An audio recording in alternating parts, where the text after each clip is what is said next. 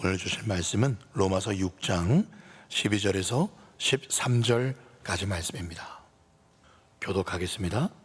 그러므로 너희는 죄가 너희 죽을 몸을 지배하지 못하게 하여 몸의 사욕에 순종하지 말고, 또한 너희 지체를 불의의 무기로 죄에게 내주지 말고 오직 너희 자신을 죽은 자 가운데서 다시 살아난 자 같이 하나님께 드리며 너희 지체를 의의 무기로 하나님께 드리라.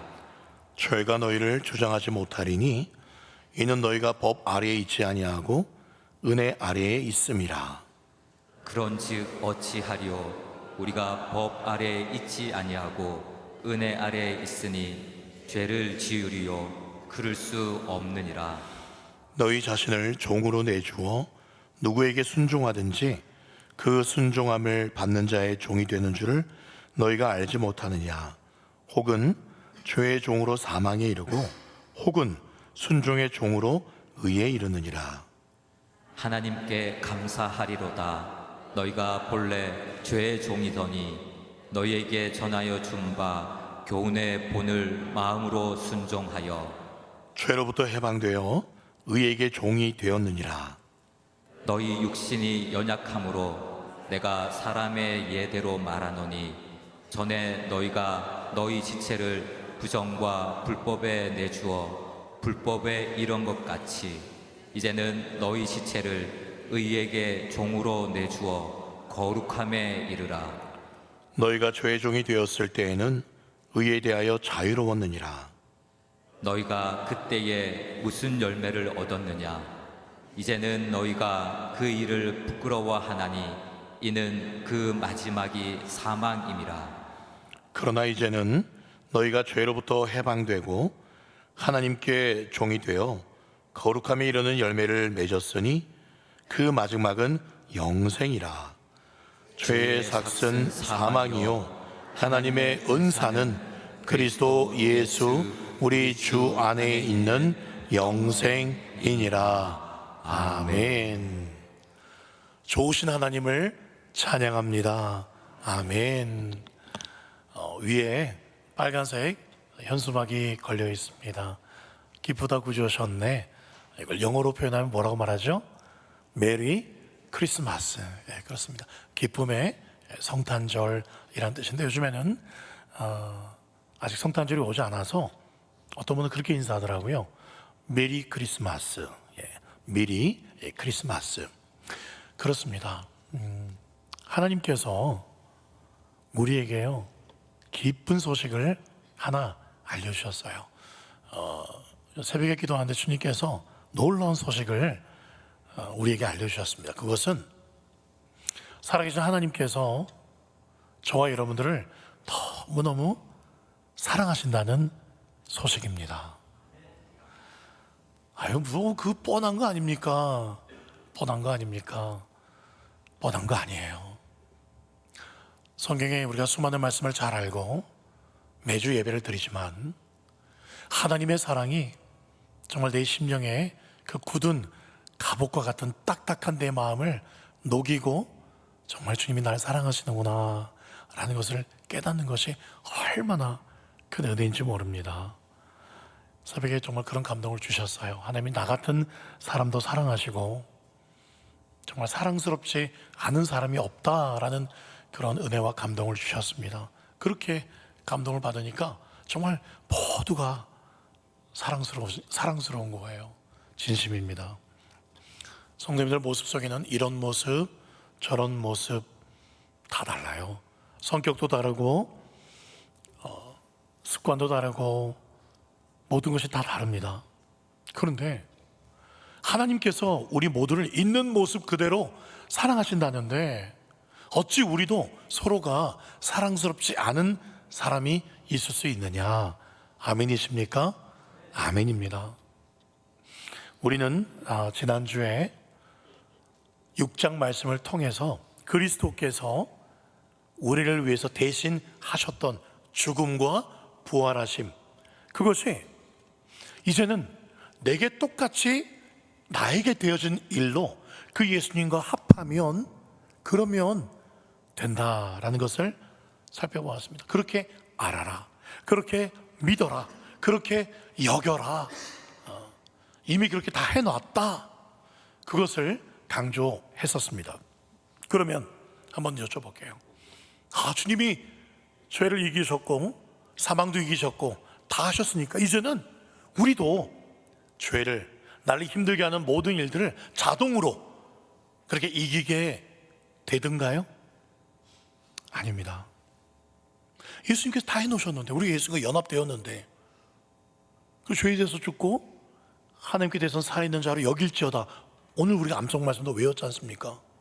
그런데 왜 우리는 또 죄 때문에 힘들어하고, 죄뿐만 아니라 죄 때문에 찾아오게 된 우리 마음의 우울증이라든가 여러 가지 힘든 일 때문에 왜 우리는 힘들어하는 걸까? 이게 우리의 딜레마예요. 이게 신앙의 현 주소입니다.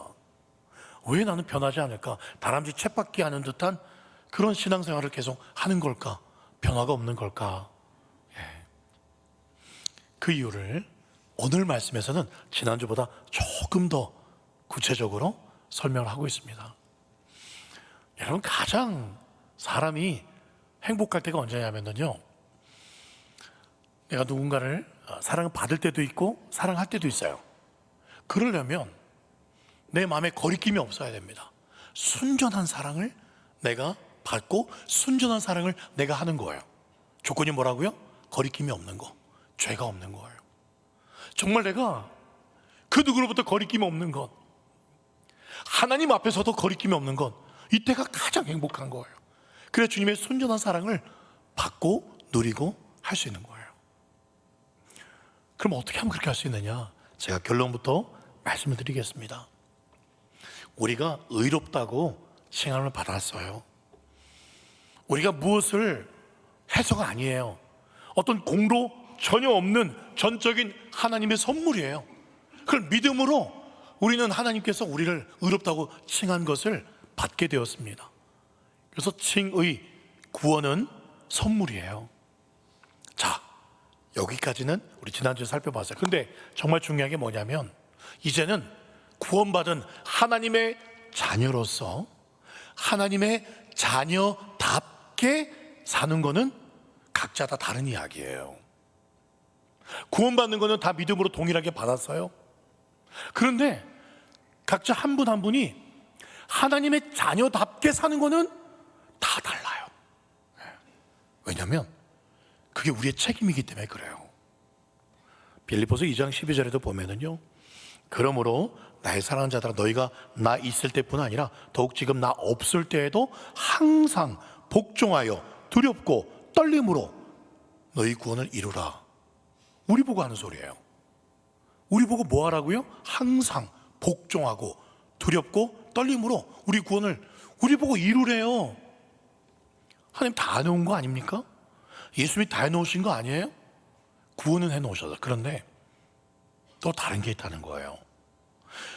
죄에 대해서 또 내 문제, 어려움에 대해서 승리할 수 있는 조건을 다 갖춰주셨어요. 그런데 그 승리의 전리품을 얻는 것은 내가 노력하고 선택하고 싸워서 얻어내라고 말씀하고 있어요. 그걸 여호수아 말씀이 잘 보여주고 있습니다. 하나님께서 가나안 땅을 여호수아 이스라엘 백성들에게 주셨다.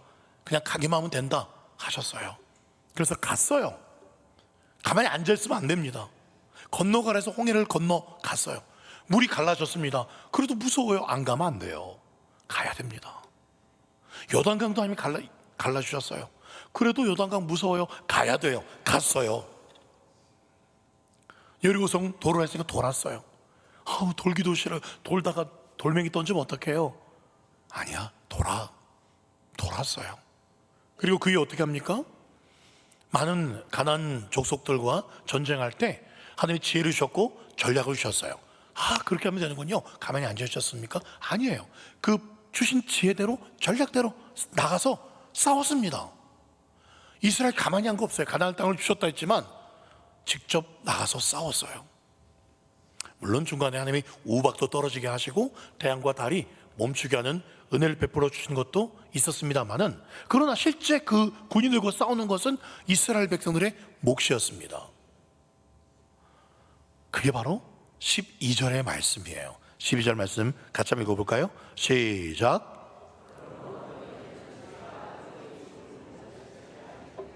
노력해야 하며 몸의 사욕에 순종하지 않도록 하나님께 자신을 바쳐야 한다라는 내용이에요. 12절이. 가로는 제가 좀 더 쉽게 그렇게 풀어 쓴 겁니다. 다시 한번 보세요. 너희 죄가 너희 몸을, 죽을 몸을 지배하지 못하게 우리가 노력해야 된다는 거예요. 몸의 사욕에 순종하지 않도록 자신을 계속 바치는 일을 해야 된다는 거예요. 분명히 해야 될 일이 있어요. 이건 싸움이에요. 싸움입니다. 유명한, 정말 많은 분들이 좋아하는 두 명의 성경 인물이 있습니다. 이 두 사람에게 똑같은 유혹과 어려움이 닥쳤는데 두 사람의 행동은 달랐어요. 첫 번째, 요셉입니다. 두 사람에게 닥친 어려움은, 유혹은 바로 여자였어요. 요셉, 보디발의 아내가 찾아왔습니다. 보디발의 아내가 그렇게 자기랑 교제하자, 동침하자, 한 번만 눈 딱 감고 들어주면 이제 탄탄대로입니다. 그런데 요셉은 어떻게 반응했습니까? 9절 말씀, 창세기 39장 9절 말씀, 끝에만 볼까요? 어떻게 내가 하나님께 죄를 짓겠습니까? 지금 이미 노예로 팔려왔어요. 아무 가족도 없습니다. 유대인이 아무도, 이스라엘 백성, 야곱의 자손 아무도 없어요.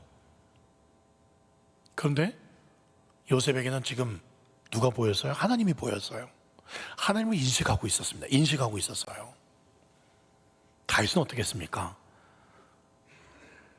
사무엘하 11장 1절 말씀, 그 해가 돌아와 왕들이 출전할 때가 되매. 저 말은요, 다윗이 이스라엘 백성의 대표로서, 왕으로서 전쟁에 나가야 된다는 거예요. 하나님께서 맡겨주신 이스라엘 백성을 대표해서 나가서 싸울 땐 싸워야 돼요, 왕이. 그런데 어떻게 했습니까? 끝에 보십시오. 예루살렘에 그대로 앉아버린 거예요. 하나님께서 세워주신 왕의 직무 유기를 한 겁니다. 그리고 11장 2절에 보면은요, 저녁 때에 다윗이 그의 침상에서 일어나 왕궁 옥상에서 거닐었다 라고 말씀하고 있어요. 저녁 때 거닐 수 있는 거 아닙니까? 근데 다윗은 원래 그런 사람이 아니었어요. 저녁에, 아침에도 일어나 찬양하고 기도했고요. 시편 134편 1절에 보면, 보라, 밤에 여호와의 성전에 서 있는 여호와의 모든 존들아 여호와를 송축하라. 밤에도요, 다윗의 장막에서 그 레위 자손들이, 레위 지파들이 그렇게 언약궤 주위에서 춤추고 찬양하는 것을 지켜보면서 자기도 찬양했고 자기도 기도했어요. 밤에 기도하는 시간이 있었어요. 그런데 그 밤에 다윗은 뭐 했어요? 그렇게 기도하고 하나님 앞에 서야 되는데 귀찮은 거예요. 그리고 그냥 다른 데 시선을 돌린 거예요. 그랬더니 한 여인이 목욕하는 게 오후에, 저녁 늦게, 그게 보이는 거예요.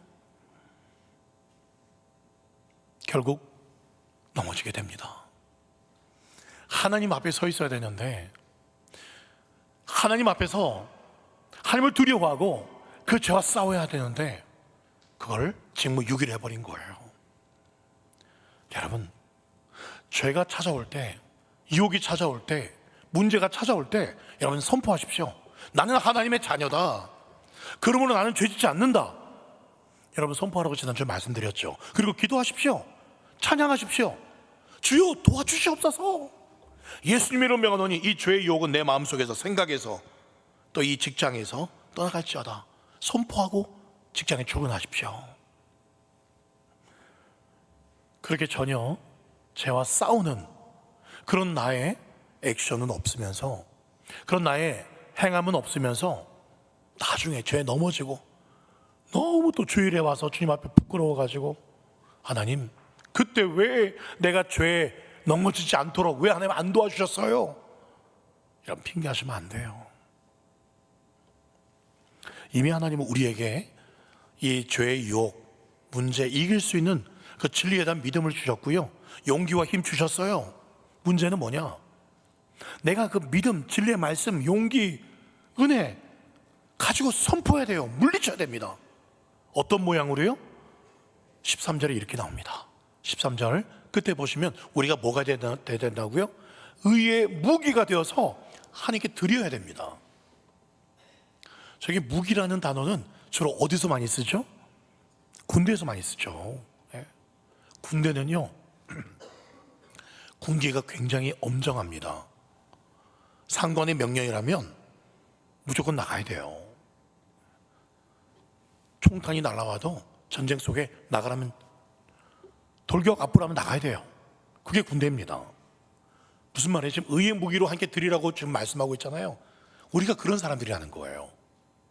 지금 세상에 아무렇지도 않고 마음껏 예배 드릴 수 있는 것처럼 보이지만 영적인 전쟁은 항상 있어 왔어요. 항상 우리 교회를, 그리고 우리 믿음의 사람들을 넘어뜨리려는 그런 사단이 개인적이거나 또는 시대마다 항상 있어 왔어요. 그러니 정말 자다가 깰 때가 되었고, 그리고 항상 복종하여 두렵고 떨림으로 너희 구원을 이루라. 다 군대에서 쓰는 군대적인 분위기예요. 우리나라에서 가장 훈련이 세다고 할 수 있는 데가 바로 공수부대일 거예요.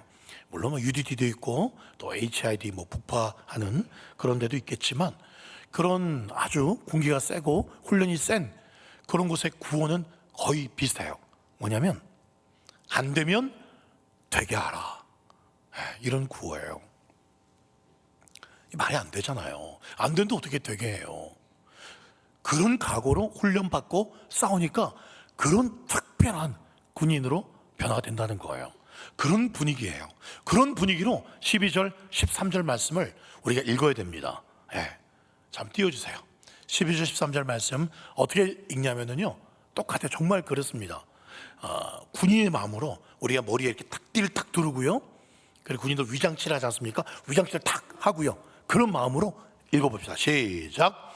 그러므로 너희는 죄가 너희 죽을 몸을 지배하지 못하게 하여 몸의 사욕에 순종하지 말고, 또한 너희 지체를 불의의 무기로 죄에게 내주지 말고, 오직 너희 자신을 죽은 자 가운데서 다시 살아난 자 같이 하나님께 드리며 너희 지체를 의의 무기로 하나님께 드리라. 이 말씀은요, 그렇게 해보지 않을래? 그렇게 해주지 않을래? 여러분, 그렇게 청유형, 권유형 아니에요. 드리라, 명령이에요. 명령. 물론 이 말씀대로 우리가 또 세상에 나가서 그렇게 살지 못한다고 해서 군대처럼 막 두드려 맞거나 뭐 징계를 받거나 그러지는 않아요. 그러나 우리가 저 말씀을대로 살지 않으면 우리 영혼은 죄로 병들어 간다는 거예요. 오늘 좀 분위기가 무겁죠? 여성분들도 계시고 남녀노소 다 계시지만, 여러분, 성경 말씀이 똑같이 또 이렇게 말씀하세요. 디모데후서 2장 3절, 너는 그리스도 예수의 좋은 병사로 나와 함께 고난을 받으라. 4절에도요, 병사로 복무한 자는 자기 생활에 얽매인 자가 없다. 이는 병사로 모집한 자를 기쁘게 하려 함이라. 병사, 병사, 병사. 여러분, 병사는요, 누구를 위해서 존재합니까? 자기를 위해서 존재합니까? 내가 하고 싶을 때 막 하고, 내가 자고 싶을 때 다 자고 할 수가 없어요. 군대를 위해서, 나라를 위해서 존재합니다. 그게 우리라는 거예요. 그리고 디모데후서 2장 5절에 보면, 경계하는 자가 법대로 경계하지 않으면 승리자의 관을 얻지 못한다. 우리가 그런 사람들이에요.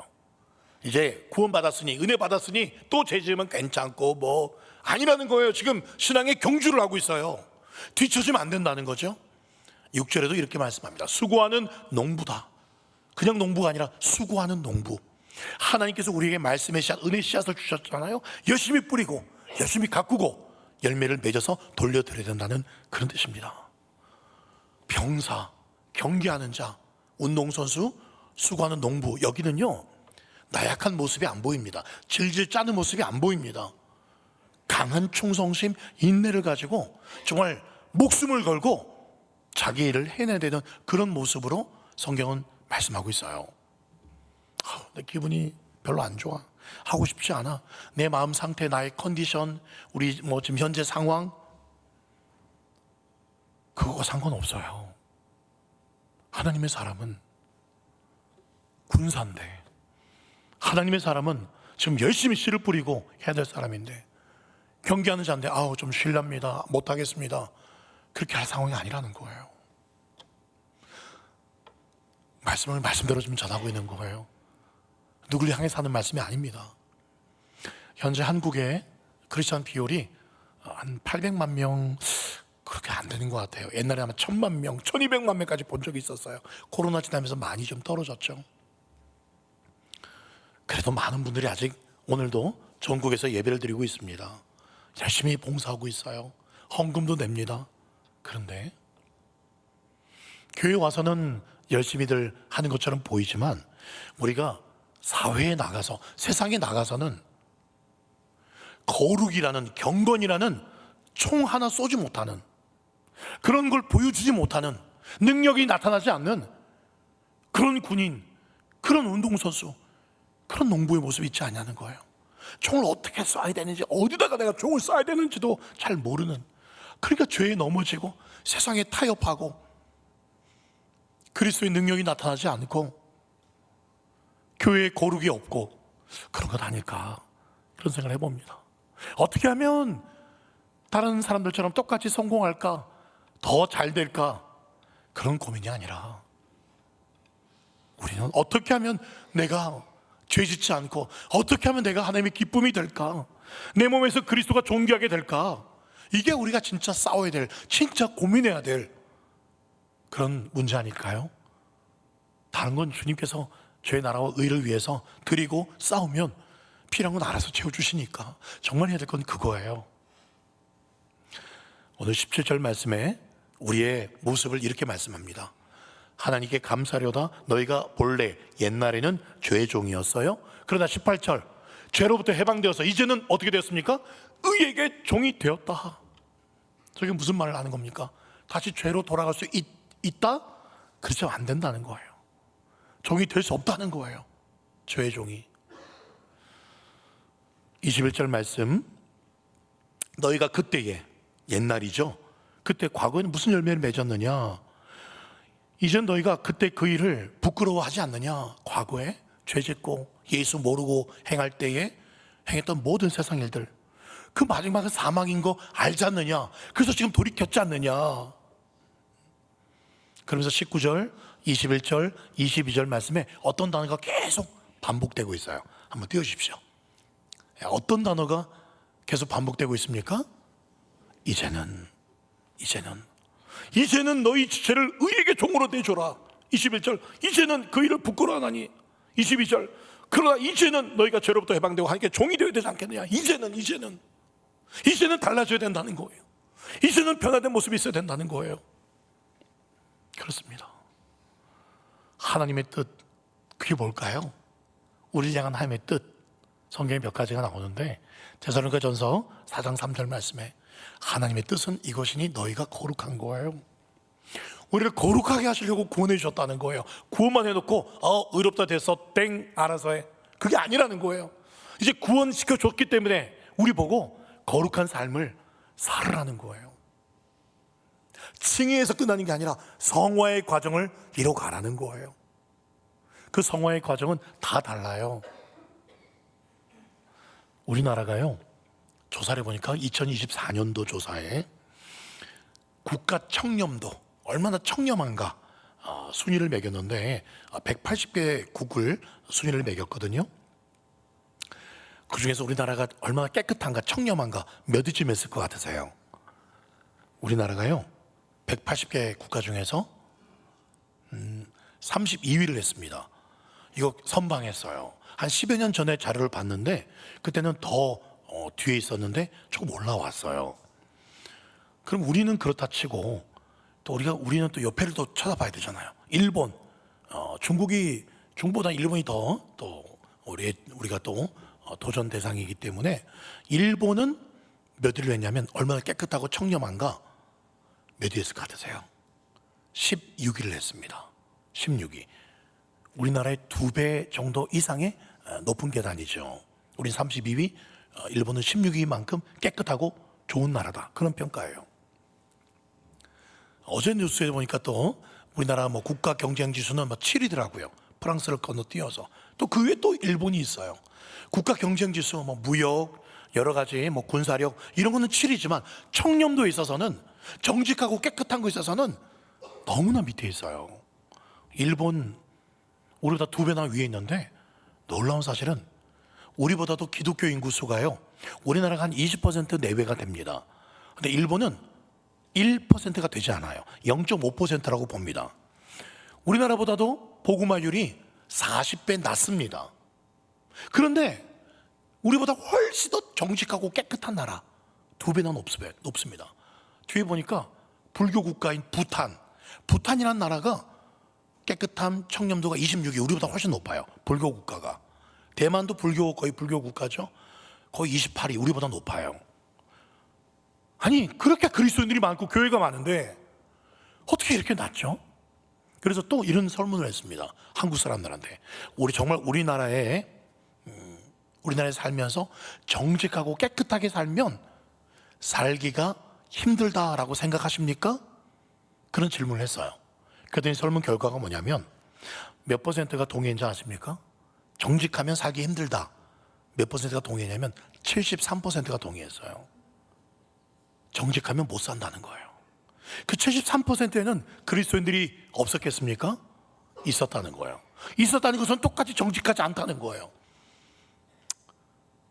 너무 조심스러워요.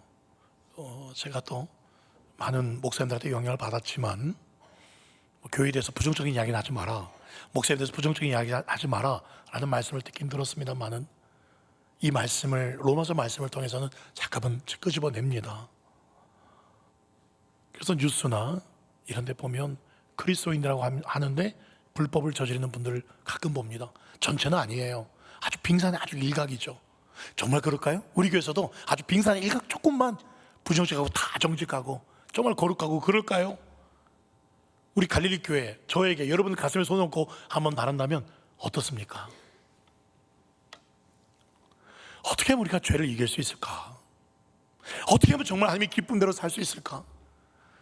항상 기쁨이 넘치고 평강이 넘치고 그렇게 살 수 있을까? 하나님과 거리낌이 없을 수 있을까? 답은 항상 다 말씀에 나옵니다. 13절 끝에 보세요. 의의 무기로 어떻게 하면 돼요? 우리를 하나님께 드리면 돼요. 어떻게 드리는 겁니까? 하나님 말씀에 그 말씀을 믿고 순종해 보는 거예요.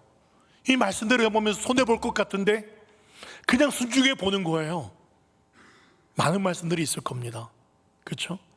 제일 지키기 힘든 말씀들 순종해 보는 거예요. 그렇죠? 제일 지키기 힘든 말씀들에 하나님 엄청난 복들을 그렇게 약속을 해놓으셨더라고요. 제가 굳이 말하지 않겠습니다. 오늘은 교회 사랑주일, 12월 둘째 주일은 항상 교회 사랑주일, 우리 교회 설립주일입니다. 그래서 우리 교회를 제가 이번 주에 계속 기도하면서 하나님 참 우리 교회를 세우시는데 많은 분들의 눈물과 땀과 그 헌신이 있어서 여기까지 세워왔습니다. 그러면서 이제 앞으로 또 어떻게 이 교회를 좀 세워가시겠습니까? 물론 아직도 남은 빚도 있긴 합니다. 그래서 작년에 우리 50주년 시작하면서 그렇게 장모님들과 결의를 했습니다. 50주년 이제 시작하면서 새로운 50년에는 이전처럼 무슨 5년 정해놓고 금액을 정해놓고 비전원금 그렇게 하지 않고 하나님이 정말 은혜 주시는 대로 몇 년, 3년, 5년도 아니고 1년이든 1년 주기로 해서 1년 주기 봉투니까요. 5만 원 작정도 아니고 3만 작정도 아니고 은혜 주시면 10만 원 내기도 하고 작정하지 않고 은혜 주시는 대로 그렇게 한번 해보자라고 했어요. 했더니 정말 놀랍게도 예전보다 떨어지더라고요. 그래도 거기에 연연하지 않고 하나님이 또 은혜 주시리라. 2026년도에는 교회를 사랑하는 성도님들이 은혜 주시는 대로 아마 힘에 지나도록 또 사랑하며 그렇게 매주일 교회를 또 섬기며 그렇게 하리라, 그렇게 믿고 기도를 하고 있습니다. 여러분, 손해볼 것 같아도 주님 말씀하신 대로 주님의 것 주님께 온전히 드리고, 손해볼 것 같고 그럼 나는 재미로 못 볼 것 같아도 이사야 말씀처럼 온전히 여호와의 성의를 거룩히 지키는 것 해보는 거예요. 그게 바로 19절 말씀이에요. 너희 육신이 연약함으로 내가 사람의 이대로 말하노니 너희 전에 너희가 너희 지체를 부정과 불법에 내주었지만 그러나 이제는 너희 지체를 의에게 종으로 내주라. 중요 단어가 뭡니까? 내주라는 겁니다. 옛날에는 내가 하고 싶은 대로, 내가 생각하는 대로 그렇게 내 생각과 물질과 시간과 것들을 다 내주었지만, 죄에게 내줬지만 이제는 오직 하나님 기뻐하시는 뜻대로 나를 드리리라. 시간을, 물질을, 내 힘을, 내 남은 여생을 드리리라 하는 거예요. 여러분, 우리가 얼만큼 주님을 닮을 수 있을까요? 내가 얼만큼 주님을 닮을 수 있을까? 간단합니다. 내가 주님께 나를 드리는 만큼 주님을 닮을 수가 있는 거예요. 나는 과연 누군가? 나는 과연 누군가? 많은 분들이 물어요. 그래서 많은 종교가 나는 누군가? 그 진리를 찾기 위해서 고행을 합니다. 그런데 발터 브루기만이라는 신학자가 이런 말을 했습니다. 나는 누군가? Who am I? 나는 누구인가라고 묻지 마십시오. Whose am I? 나는 누구의 것인가? 나는 어디에 속했나? 바로 그 사실이 내가 누군가를 가장 정확하게 말해주는 겁니다. 그래요. 단지 내가 누군가가 아니라 Whose am I? 내가 누구의 것인가? 과거 1943년도에 미넨 올림픽 때 수많은 독일 청년들이 독일 청년들이 자기 몸으로 글자를 만들었어요. 그리고 한 사람을 향해서 우리는 당신의 것입니다 라는 그런 글자를 몸으로 만들었어요. 수많은 청년들이 히틀러 앞에서 우리는 히틀러 당신의 것입니다. 수많은 중국의 젊은이들이 모택동 앞에 우리는 당신의 것입니다 하고 문항영을 일으키면서 그렇게 공산주의에 헌신을 했었습니다. 그래서 어떻게 되었습니까? 수많은 교회들이, 수많은 사람들이 히틀러 때문에, 이 공산주의 때문에 전 세계가 몸살을 앓았습니다. 어떤 것에 자기가 잘못 속했는데 그걸 모르고, 여러분들은 한번 물어보겠습니다. 나는 어디에 속했는가? 나는 누구의 것인가? 이거 정확하게 하면 됩니다. 나는 어디에 속했나? 난 누구의 것인가? 열쇠는 우리가 가지고 있어요. 그럼 그걸 어디서부터 우리가 조심해야 될까? 17절 말씀입니다. 10절 끝에 보십시오. 무엇으로부터 순종하면 돼요? 마음으로부터 순종하면 돼요. 하나님께서 대단한 헌신과 충성과 그것도 귀하지만 그 시작은 마음이에요. 우리 교회 보시면 새벽에 또 차량 운전하시는 분, 또 봉사부 쉽지 않아요. 식당 봉사, 교회 관리, 또 교사, 성가대 많은 것들 제가 처음에 권유하면 야, 그분이 지금 잘하고 계신데 시작부터 그렇게 한 게 아니에요. 마음을 여셨어요. 제가 한번 해보겠습니다. 그 마음 여는 것부터 하나님의 은혜를 보여주기 시작하고 엄청난 하나님의 일꾼으로 그렇게 섬기시고 수십 년 동안 그렇게 섬기시는 게 그 시작은 마음을 여는 거예요. 마음으로부터 순종하는 거예요. 그렇습니다. 여러분, 이 마음을 매일매일 결단해야 됩니다. 매일매일. 죄가 우리를 좌우지 못하도록 이 마음을 지켜야 됩니다. 에스겔 36장 27절 또 내 영을 너희 속에 두어 너희로 내 율례를 행하게 하리니 너희가 내 규례를 지켜 행할 수 있다라고 말씀하고 있어요. 행할 수 있다. 주님의 기쁘신 대로 의의 무기가 되어 승리하며 멋지게 하며 영광을 위해서 저 사람 걸어가는 거 보면 야, 진짜 저 사람 하나님의 사람이야. 와, 저 사람 보면 진짜 은혜가 넘쳐. 나도 교회 가고 싶어. 그렇게 할 수 있다는 거예요. 왜요? 내 영, 성령님을 우리 속에, 우리 마음속에 두셨기 때문에. 안 된다고 말씀하시면 안 돼요. 해봐도 안 되던데요. 내년에 좀 빼주세요. 나 못하겠어요. 이제는 나는 너무 연약해요. 성령님이 우리 안에 계신데요, 죄를 왜 못 이깁니까? 이길 수 있어요. 섬기는 것 섬기실 수 있어요. 내 때문이 아니라, 내 힘이 아니라 내 안에 계신 성령님 때문에. 하나님 말씀대로 살기 어렵습니다, 목사님. 하나님 말씀대로 살기 어려워요. 그렇게 순종하고 충성하기 어려워요, 목사님. 천만의 말씀입니다. 마음이 없어서 그래요. 마음이 없어서. 마음만 있으면 됩니다. 마음만 있으니 도대체 섬길 수가 없는 사람이 우리 교회 몇 가지를 섬기는 거 보면 놀랍습니다. 마음 하나 가지고 엄청난 사례 주는 것도 아니고 수고한다고 돈을 드리는 것도 아닌데 그렇게 섬기는 걸 보면 와, 진짜 마음을 드렸구나. 그 마음 드리니까 그 마음이 주님으로 꽉 차니까 누가 인정하든 뭘 주든 상관없이 그냥 그 일을 묵묵히 하는 거예요. 정말 그분들 보면 할 상황이 아니에요. 섬길 수 있는 상황이 아니에요. 근데 그렇게 하시는 거예요. 우리에게 무엇을 원하실까? 잠언 23장 26절. 내 아들아, 너의 마음을 내게 다오. 내 마음을 드리면 돼요. 잊지 마십시오.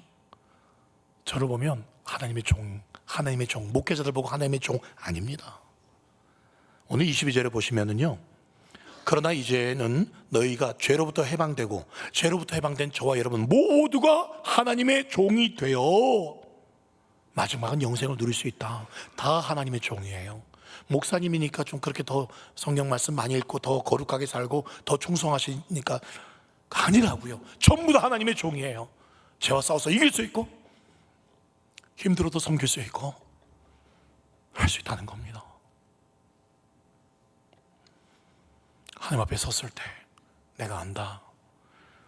너 정말 죄와 싸워서 이겼구나. 너 진짜 섬기기 힘든 상황인데 섬겼구나. 그런 사람에게 잘했다 착하고 충성된 종아 듣는 거예요. 섬기기 힘들면 물론 정말 힘들 수 있어요.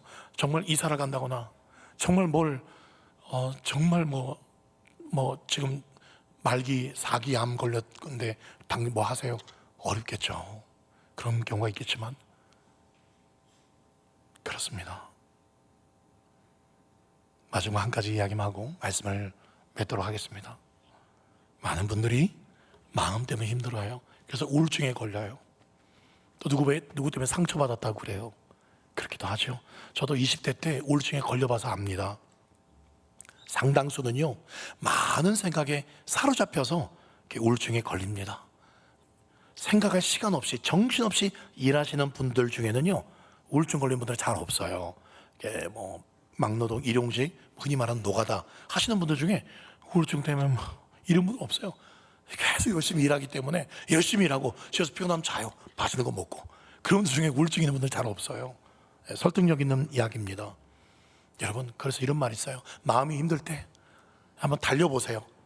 달리다 보면 깨닫게 된다고 해요. 내 정신 건강보다 내 육체 건강이 훨씬 더 나쁘구나 라는 것을 깨닫게 될 겁니다. 그러니까 부지런히 말씀 읽고 부지런히 기도하고 부지런히 전도하고 섬기기 힘든 상황에 부지런히 섬겨보십시오. 이렇게 헌신할 때 죄가 우리를 지배하지 못합니다. 이렇게 헌신할 때 교회 안에 딴소리들이 왔다 갔다 하지 않습니다. 그게 바로 은혜입니다. 섬길 수 있는 것이 은혜입니다. 예배 자리가 은혜의 자리고 기도의 자리가 은혜의 자리고 전도의 자리가 충성의 자리가 순종의 자리가 함께하는 자리가 은혜의 자리입니다. 14절 말씀. 그래서 우리는 은혜 아래 있는 거예요. 은혜 아래 있을 때만이 이 죄를 이길 수 있고 문제를 이길 수 있고 하나님의 영광을 경험할 수 있는 겁니다. 말씀을 맺습니다. 사랑하는 사람하고 연애할 때 밥을 먹으러 가면 상대가 묻습니다. 뭐 먹을래요? 그러면 뭐라고 대답합니까? 사랑하니까 당신 마음대로, 당신 먹고 싶은 대로 그렇게 이야기를 하지요. 그래서 저도 교제할 때 제가 먹고 싶은 곳으로 가본 기억이 잘 없어요. 항상 당신 마음대로, 당신 원하는 대로. 결혼 후에는 어떨까요? 제가 아내한테 묻습니다. 당신 뭐 먹고 싶어요? 묻기만 하고 제가 먹고 싶은 대로 데려갑니다. 여러분, 정말 사랑하면 내 마음대로가 아니라 당신 마음대로가 돼요. 주님 사랑하면 내가 하고 싶은 대로, 죄도 짓고 내가 하고 싶은 대로 좀 쉬고 놀고, 그게 아니라 주님 마음대로 하십시오. 주님이 원하신 대로 하십시오. 교회가 말씀하신 대로 순종하겠습니다. 교회가 섬기라면 섬기겠습니다. 그렇게 주님과 함께 멍에를 메고 사는 것, 그게 행복이에요. 왜냐하면 마태복음 11장 30절, 이는 내 멍에는 쉽고 내 짐은 가볍다. 가벼운 정도가 아니라 사실은 주님과 함께 가면, 주님과 멍에를 메면 주님이 다 메주세요. 그러므로 오늘 마지막 말씀, 죄의 삭은 사망이요 하나님의 은사, 선물은 그리스도 예수가 하나님의 선물이고, 그리고 하나님의 선물은 영생입니다. 그 하나님의 선물이신 예수 그리스도와 하나님의 선물이신 그 영생 안에 거하시고 영생을 소유하시고 영생을 누리시는 저와 여러분 되시기를 예수님의 이름으로 축원드립니다.